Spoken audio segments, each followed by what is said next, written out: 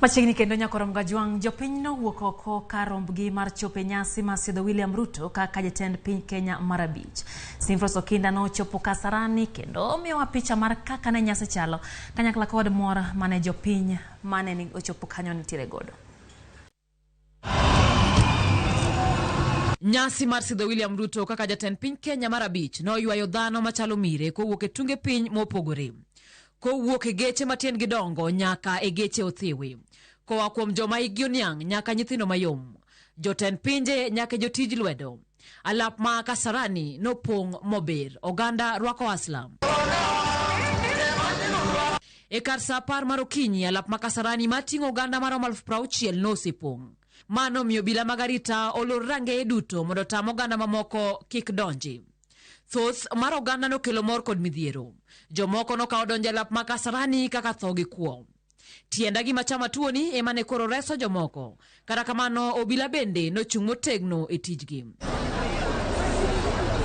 Obila kidenye mopogore nochanore makare ne rito nyasi makawuono. Obila mag kanda kod jolweny mamoko nochung' e range ka gikonyore kod NYS e keto arita mager e alwora mar Kasarani. Obila mag reke to nobeda kiche konde ka giranga alwora margi mar kedo gi ng'ata ng'ata mane nyalo bedo kod paro mar chocho arita kwe. Chenro mar moro jopiny notelie kod bado obila mag jolweny kod mamoko mane nyiso lony magin godo e pango tielo kod goyo ben ka bende kwaya ne nitiere mathoth. Jopiny nyiso mor magin godo odiochieng' makawuono ka geno margi en ni Ruto biro kelo lokruok e ngimagi.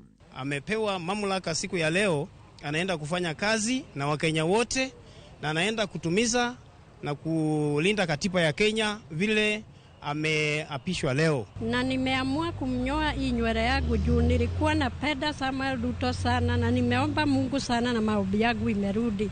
Ikuwe ushahidi ati Mungu anarudishaga maombi. Nyasi mar sidho jatend piny Kenya mar abich notieki kod muoch bunde 21 mar nyiso luor ne jatend piny manyien William Ruto kod mawuok e telo Uhuru Kenyatta. Jopiny tur kod pek mar ngima masani oidho matamre gi nono e pacho kaeri. Geno margi koro giketo kuom jatend piny Kenya mar abich William Samoei Ruto. Kinde biro nyiso katend William Ruto biro kedo kod midhiero ma oganda sani kaloe. Kowuok e alap ma Kasarani nyinga Simfros Okinda.